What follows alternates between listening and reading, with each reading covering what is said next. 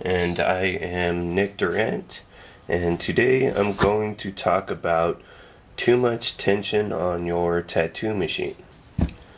So there's a couple of things that will give you too much tension on your tattoo machine. One of those things is either having too many rubber bands or having a rubber band that is too tight on your machine. And the other thing is having too much tension on your rear spring.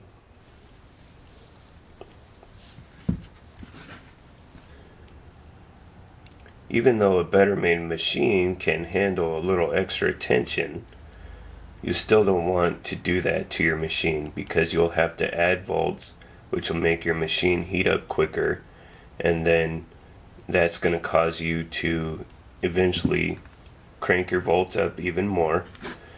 And on a cheaper machine, if you have too much tension on your machine, not only will you have to turn up the volts, but it might actually just stop it from working. So what you want to do is put just enough tension on your needle with the rubber bands so that it will hold your needle correctly and have just enough tension on your rear spring to make that run correctly as well. So be careful of your spring tension. On a liner, color packer, you're probably going to have less tension. You can go higher on shaders, just depending on what your numbers are.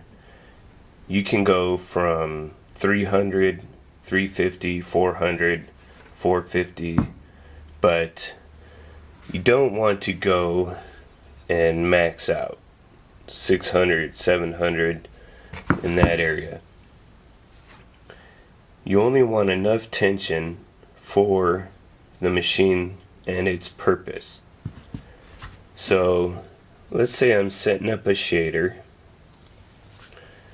and I put a brand new rear spring on here. There's going to be a lot of tension.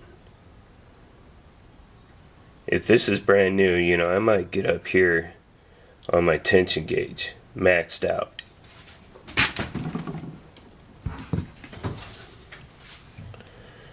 So what you have to do is get that spring on there and then work it out a little bit. Go down a little bit, go up a little bit, kind of just loosen it up before you start using it. You see, what I'm doing is just putting this to the side. You can even put it to the rear and then bending it up, and you want to make sure you bend it in the same spot where it's going to bend when it's on your machine, and just give it a little tweak up, a little tweak down. Just loosen that spring up a little bit and then tighten it back down and check your tension on it. And once you get the correct tension, you're going to be fine. But a new spring will have a lot of tension on it. You need to work it out a little bit. And too much tension on the rear spring means your coils are going to work harder to pull it down. And if these need to work really hard to pull down your armature bar, you're going to have to turn up your volts.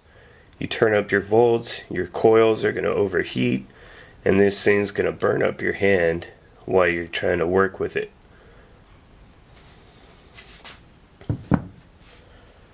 So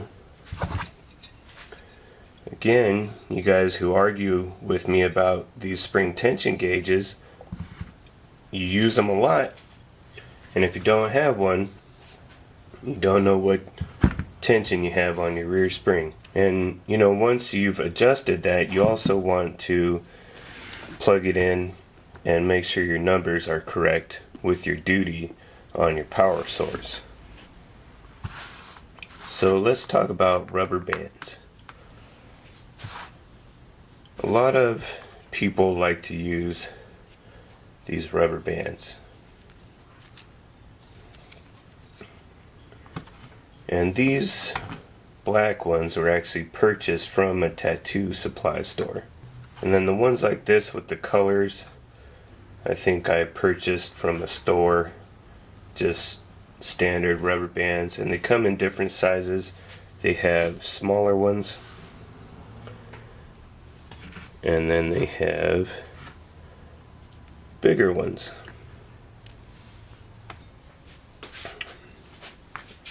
I've read about this and I've heard about it. Some tattoo artists actually like to use the rubber bands that are made for holding hair, doing ponytails or whatnot.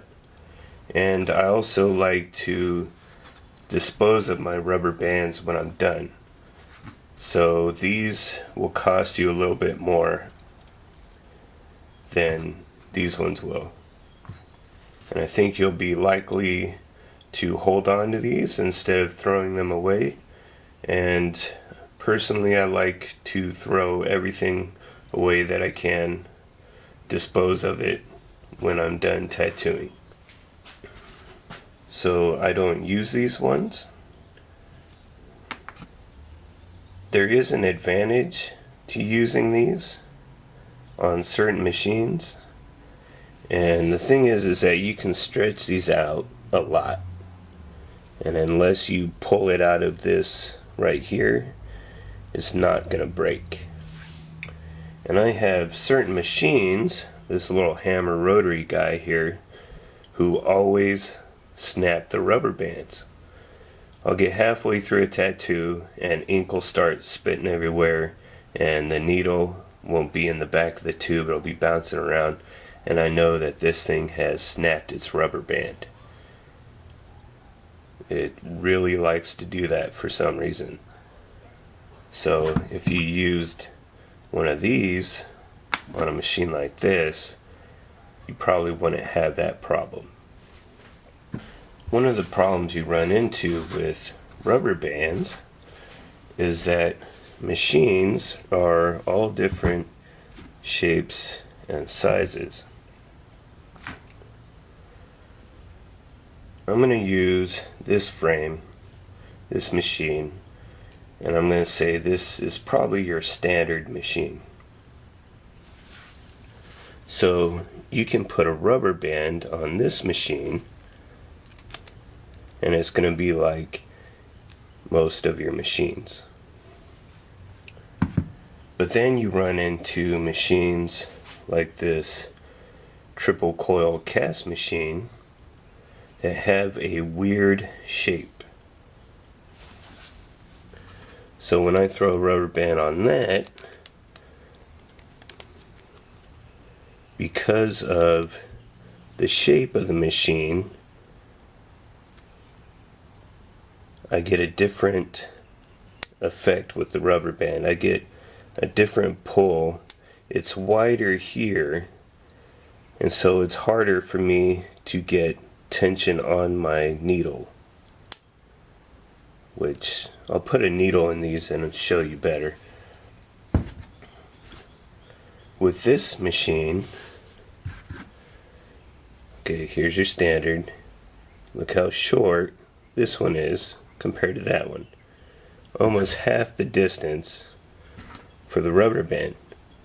So if I just snap a rubber band on here, there's not as much tension on this rubber band as there is on this one. A lot more tension there. a lot less. So in order to get the correct tension on this machine, I might have to use a smaller rubber band. Or I might be tempted to take the rubber band, double it up, and send it back through. But doing that might put too much tension on that needle.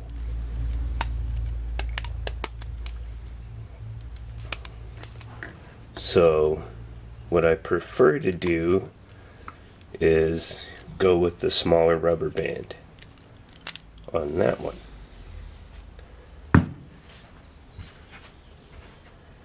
And the longer your frames start to get, for say color packers and things, the more tension you're going to have on your rubber band, because it's longer this direction than your standard machine. So you're going to get more pull because you're stretching this rubber band out to here instead of back here for your color machines. Here is your tattoo machine.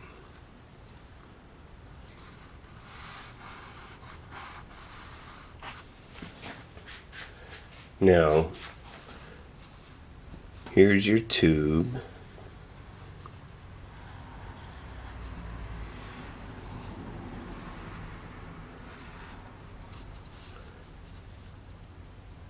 And then here is the tip.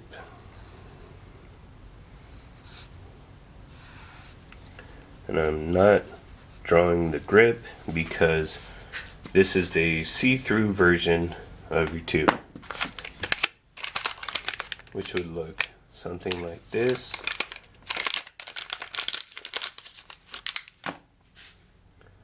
This is a ghost tube minus the grip. Okay. Now, when you put in your needle, you bend it. Okay, here's your tattoo needle, the bar, everything.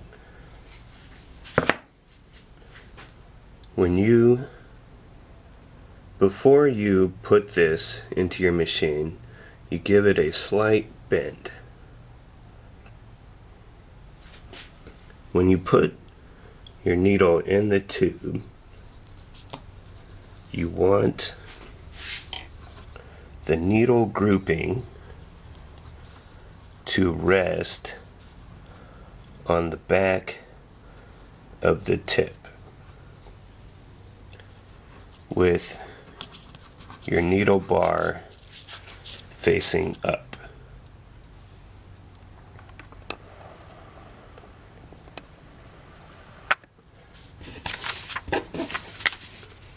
Like this. Now, you also want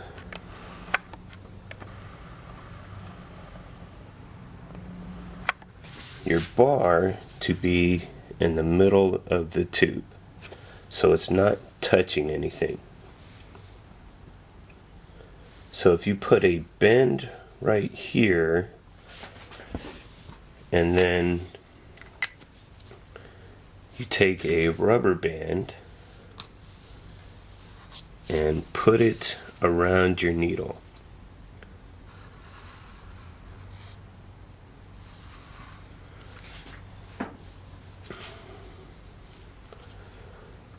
That's going to pull that bend that you put in it a little bit, and it's going to hold this needle grouping in the tip of your tube at the bottom.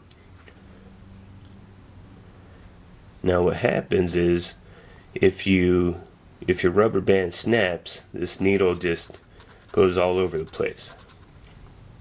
Or if you don't have enough tension, it'll do that and it'll spit ink everywhere. And you'll get a wobbly line. When I tattoo, I like to go this direction.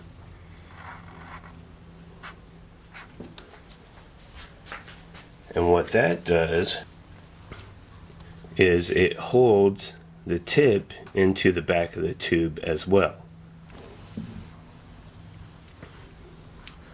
along with the rubber band. Now that's if you want a solid line. There are techniques that you use where you go the opposite direction.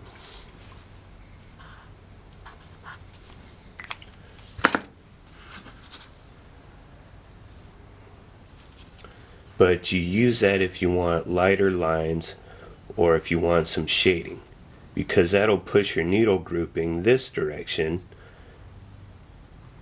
and you get a different effect on the skin. So if you go this direction, it's going to hold it back here, and it's at the bottom where all your ink is at. Here's your ink.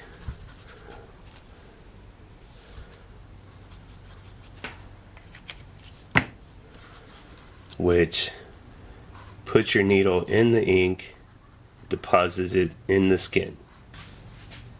You only need enough tension on this needle to accomplish this, to hold your needle into your needle grouping into the back of the tube.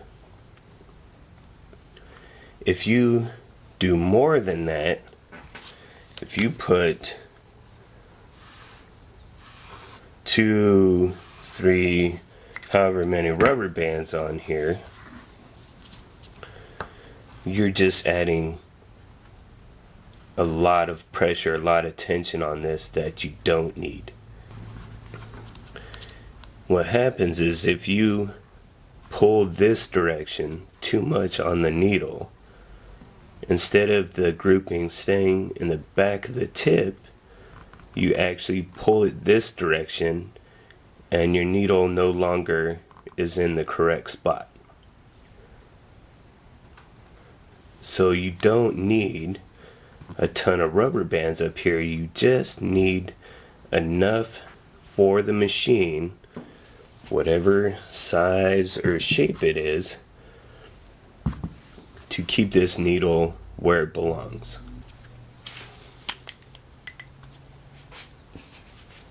There's different types of tips.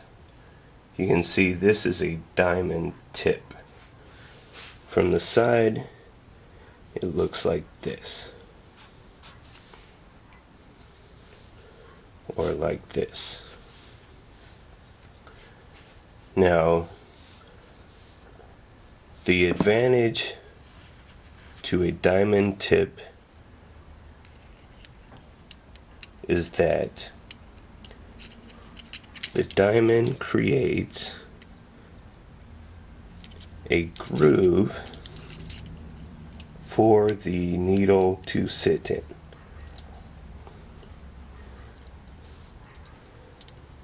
And go back and forth. It slides in that groove, so it holds it into place. If you have a rubber band on that, your needle's gonna stay right in here, right in that groove against the back of the tube.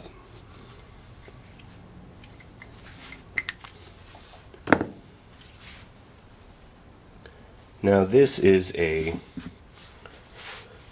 7 diamond tip. Another advantage to getting these is in a 7 diamond tip you can use smaller needles, 5 rounds. You can use 7 rounds, even 3 rounds, possibly even 1. Because they will stay in the back of this tip. So when I buy tubes, I always buy a lot of 7 diamond tips. And I like the ghost tubes, so I get a lot of the ghost tubes. But I get 7s a lot because you can run smaller needles without buying. I go in there and buy a bunch of 5s and a bunch of 3s and a bunch of 7s. I just get a lot of 7s, and that'll cover me in case I run out of a 5 or a 3. But you can go lower, but I wouldn't go up.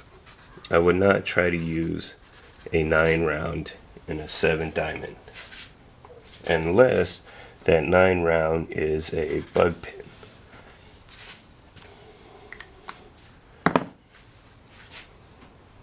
Because bug pin needles are smaller, and you would use a 9 bug pin in a 7, and you would use a 7 and a 5, yada yada yada.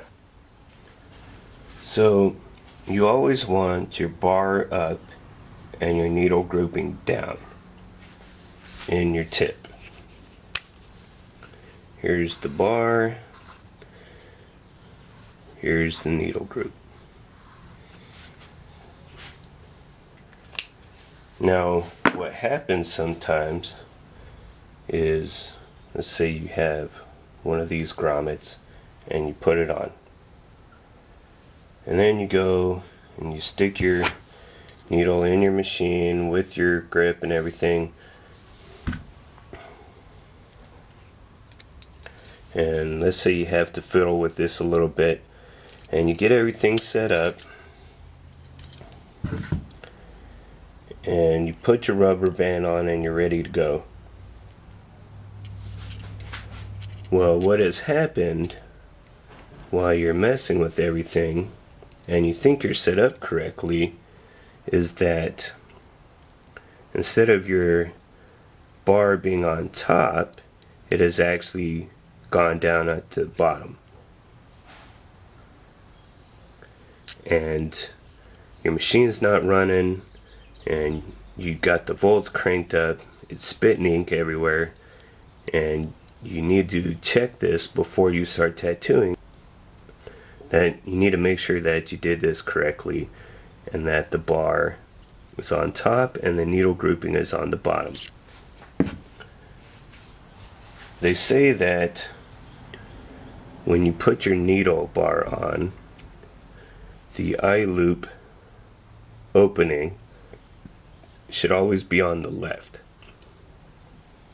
which is the case with this needle bar, with your machine facing towards you. The problem is I have seen needles and used needles that were like this, and the opening was on the right and the needle grouping was on the bottom. So you can't count on this all the time. But what you can count on is just looking at your needle grouping and your bar and saying, oh, that's on the bottom. If you're using a top hat grommet, what you can do is actually put it on the way it's supposed to go before you put your needle in. And this will tell you, okay, this goes to the back, this goes to the front. But you can do that on a machine where you can slide in a top hat grommet, but you can't do that on a machine like this where you have to take it off and put that in and then put your grommet on. But what you can do in this case is once you get your needle in here, look and see what direction your needle grouping is going, and then put on your grommet and then slide it on to your armature bar. So if you set everything up and all of a sudden you get the feeling that something's wrong, make sure you check that. This is especially true for mags. You want the needle group to stay at the back of the tip and come out straight.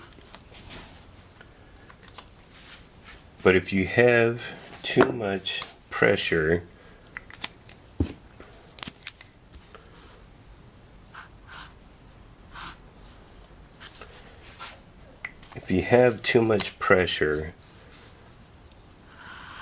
on your needle bar, it'll go and hit the bottom of the tip and come out at an angle like this. This is a little bit of an exaggeration in the drawing, but it happens. If your needle bar isn't bent correctly, you will try to tattoo here and your needles are actually coming out here, and they won't be inside of your ink, they won't be collecting that color as well, and they'll be hitting at the wrong spot. So here's the line you want to color in, and you're trying to color in over here, but you're actually coloring in over here. Or let's say you want to fill this in, and you go down here and your color goes on the outside instead of the inside. So you really need to make sure on your mags especially that they are riding the back of the tip and coming out straight. So watch your pressure on your needle, watch how you're bending your needle bar, and once everything's set up, see where your needle's coming out. Make sure it's not going at an angle like this instead of coming out straight. So I have 2 rubber bands on here. It's too much tension for this machine. Listen to how it runs, and then listen to how it runs when I take the tension off of one of the rubber bands.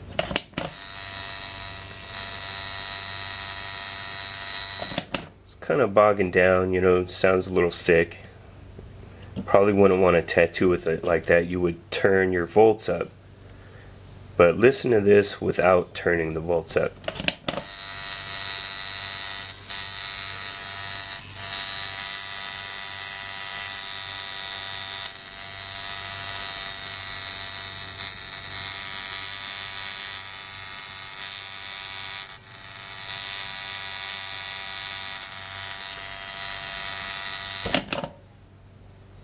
So I want to tattoo with it like this, but it sounds better when I take that other rubber band off.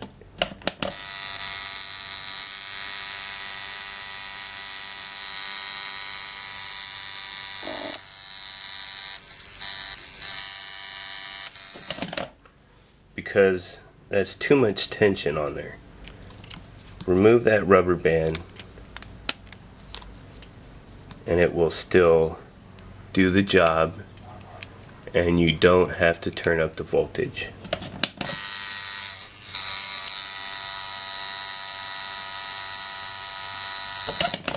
Now another thing that you can do is if you need just a little more tension but you don't want to add another rubber band, you can take this rubber band, if you have something on your machine, and give it a little twist around that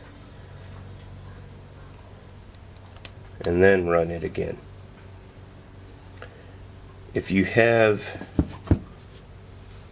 a machine that has the post on the sides, you can do that, or you can add something to wrap your rubber band around, like this penny here, so that way you can get a little more tension if you need it.